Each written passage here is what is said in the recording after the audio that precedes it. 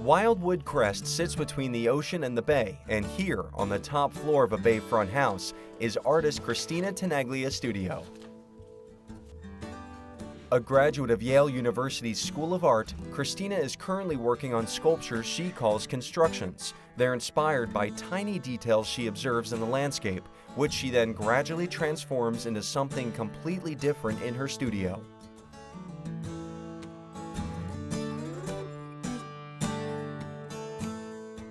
This year I'm a recipient of a fellowship from the New Jersey State Council on the Arts in sculpture. It is allowing me more time in the studio, and nothing can replace the time that you spend there. I'm never happier than when I'm in the studio. I really do love the vastness of the landscape.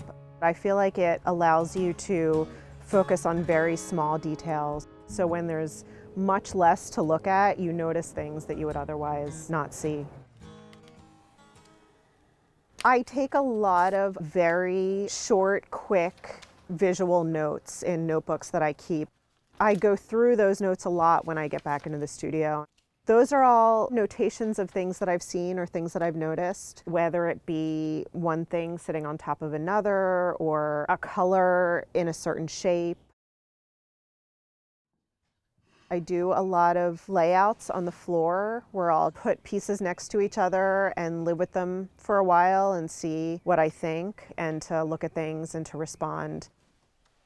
I consider these pieces to be constructions where I'm not committed to keeping them the way they are at any point. I can add stuff to them or take stuff away. This piece with the orange and gray rectangles, just last week I added the black line and the white box. Now it seems like two distinct pieces to me, so I'm going to cut it in half. I'm constantly making a piece and then cutting it apart again and using the pieces to work on other things.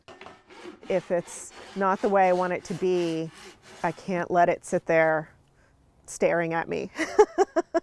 It's better to take it apart and think that there's potential in the next piece that might come from it. The process that I use working with the wood works really well for me being able to make changes to them very quickly and very simply. That's one of the reasons for the size of some of these pieces, is that a lot of them start out bigger and then they get cut down. While my work may seem very abstract, it pretty much all comes from visual notes that I've taken from the world. It starts out familiar, but then you realize it's not familiar at all. It's its own thing. So there's definitely a lot of play in my work, and I really try not to take any of it too seriously. It's just the way I think. It's the way that I respond to the world. So it's the way that I'm filtering everything that I see.